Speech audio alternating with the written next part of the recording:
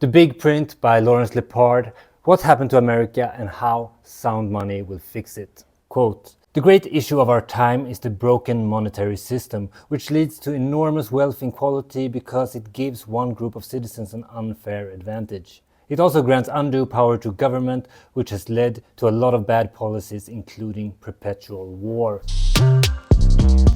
The Big Print by Lawrence Lepard is a no-nonsense dive into America's broken monetary system and a passionate case for sound money as a path towards economic salvation.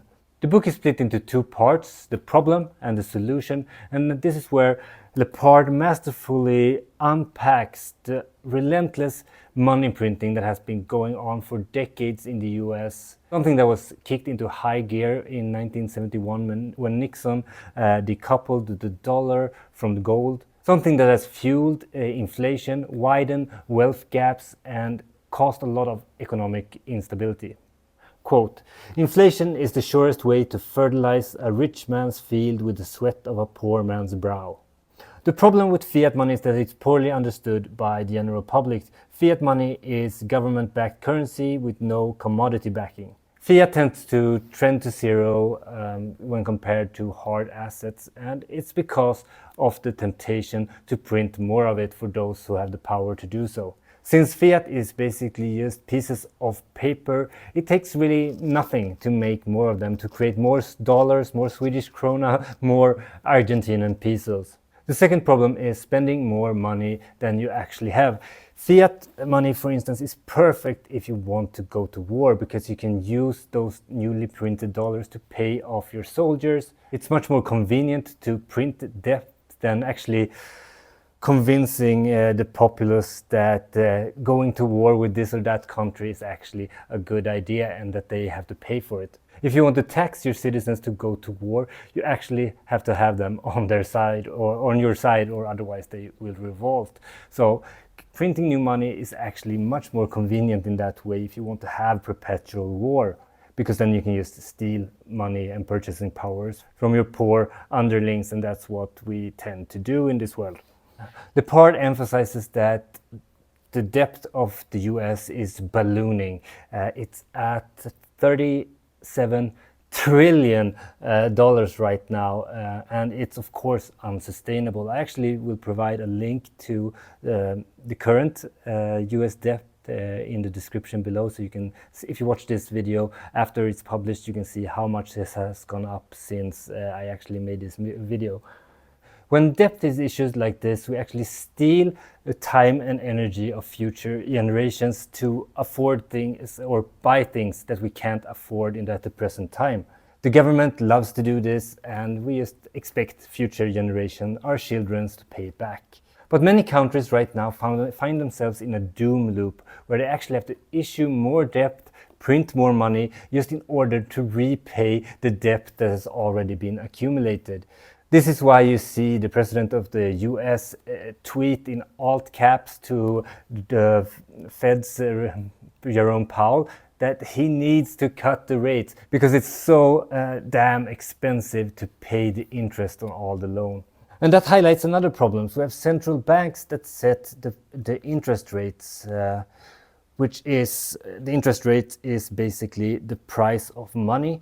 And Lepard argues that these very centralized, sometimes private entities have a lot of undue power because of this, because they can create fake boom and bust cycles at their whim, and that interest rates actually should be set by the market, and that having central banks setting the rates is basically central planning or socialism in a way.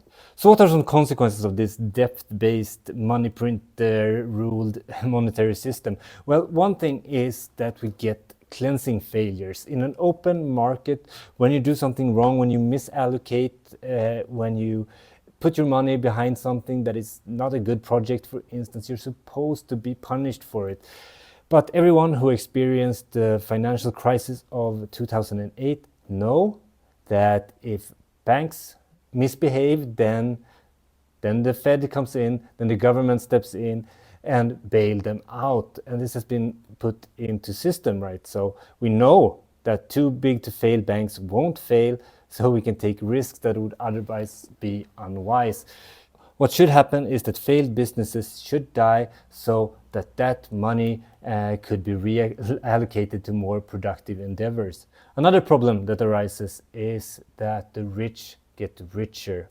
When more money is printed, asset prices go up. If you own land, if you own real estate, if you own hard assets like stock and gold, you can expect prices to go up as the monetary supply expands. This is just the way of the world, as you have more money chasing the same amount of goods and services. People who don't have hard assets, on the other hand, they can expect their purchasing power to be eroded, paying more and getting less. And I think many people have felt this after COVID, when the money printer went really, really hot, and now you pay like 50% more for many of the goods that you need in everyday life. So this is a chilling wake-up call for those who have no assets. How do we get out of it? And of course, we have the other part of the book, which is the solution. Because it is a big problem. Inflation is a hidden tax on each and every one of us, for every company, every individual. And if you want to use a more colorful language, it's actually theft. So let's jump into the suggested solution. And I just want to take 1 second to ask you to like and share and subscribe to this channel if you ever gotten any kind of value of it. Maybe you picked up a book from this channel. It helps a lot. It helps me reach more people with great books, and that's my mission here. Quote, "No one should work for what another man can print."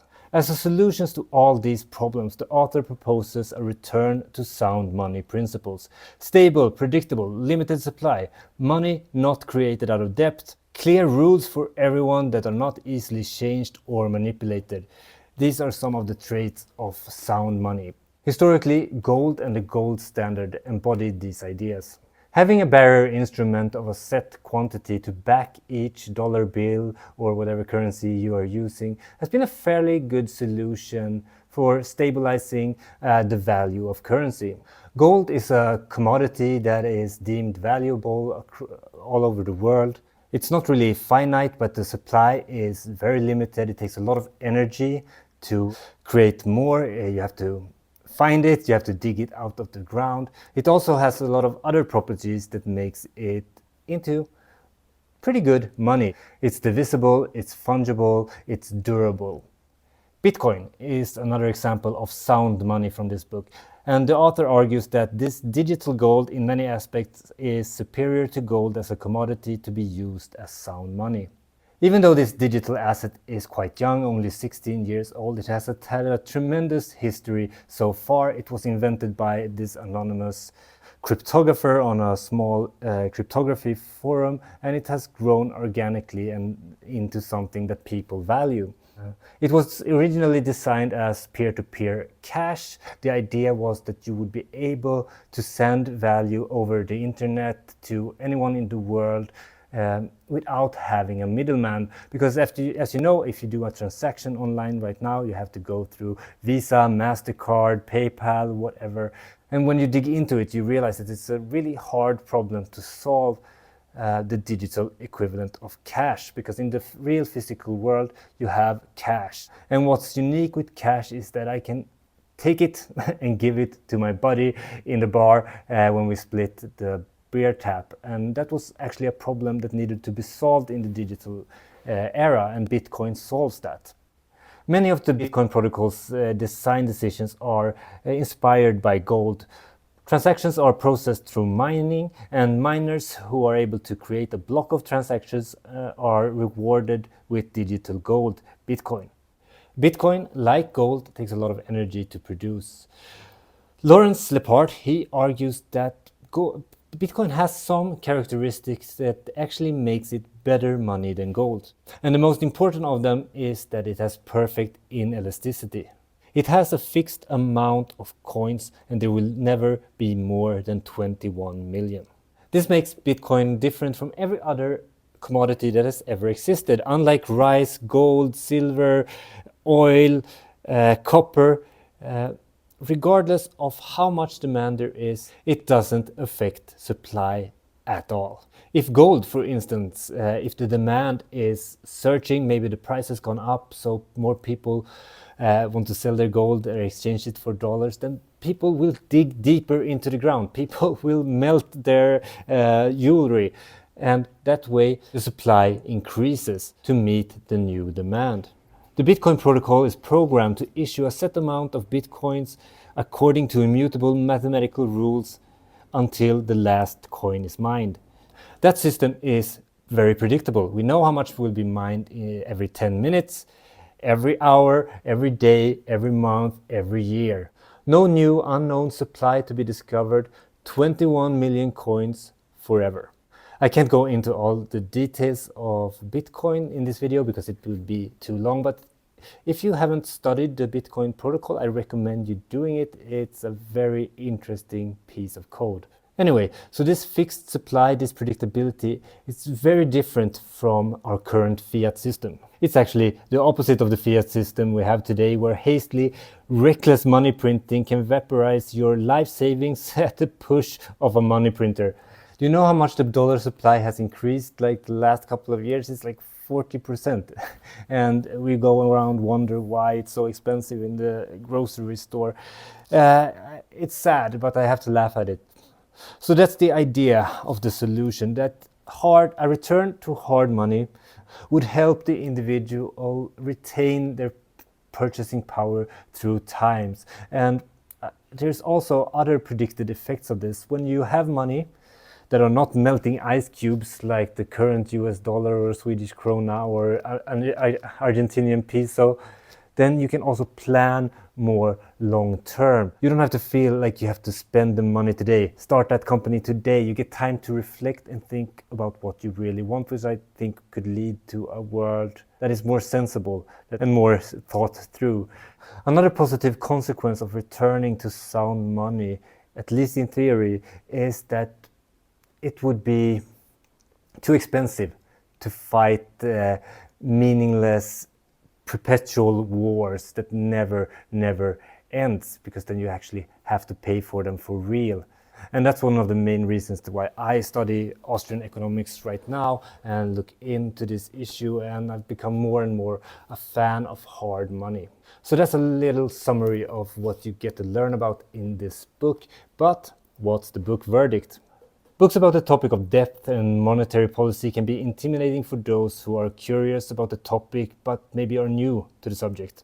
This book succeeds in making a complicated topic accessible to the layman. Lepard does this by sharing concrete examples and also personal anecdotes that anchor the theory to something concrete that we can all relate to. I thought this book was superb, but there are two things that I'm afraid might throw readers off before they even get in to the meat of the book. And the first one is the introduction. It's by Max Kaiser.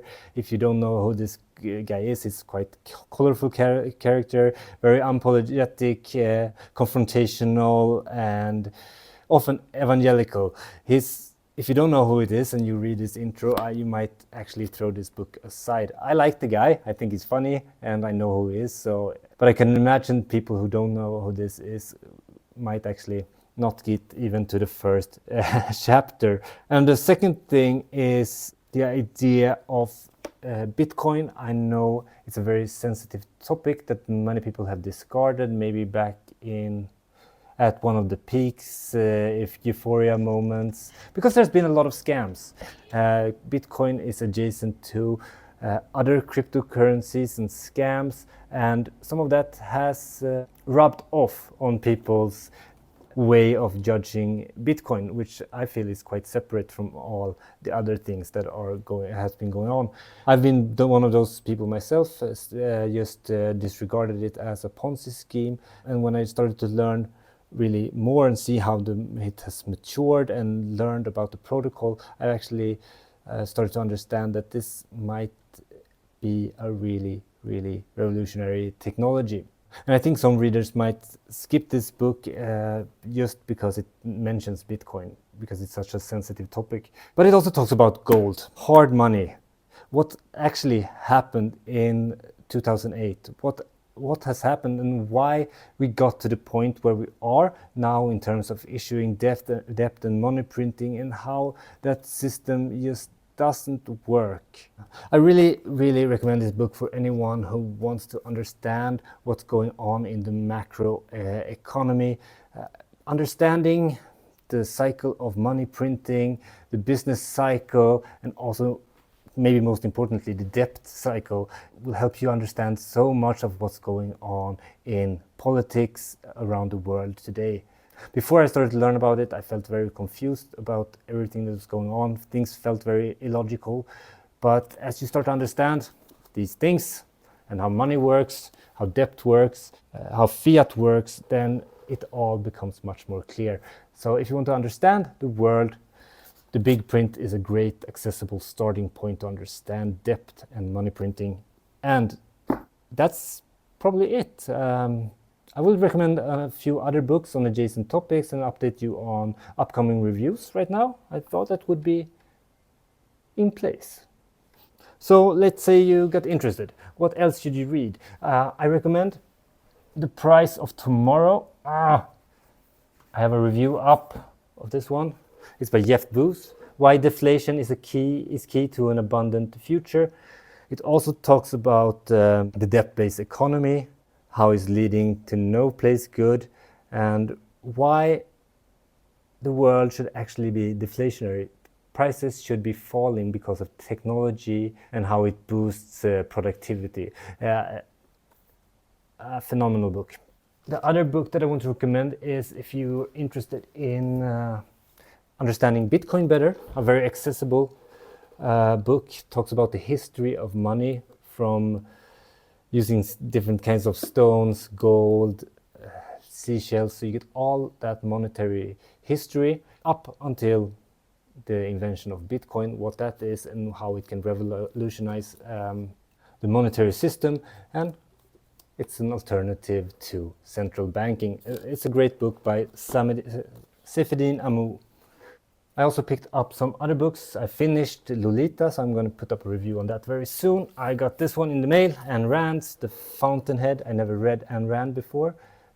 The problem is that this was the wrong book. I was actually going to get the physical copy of an audiobook that I'm reading, which is called Atlas Shrugged, which would be my summer read.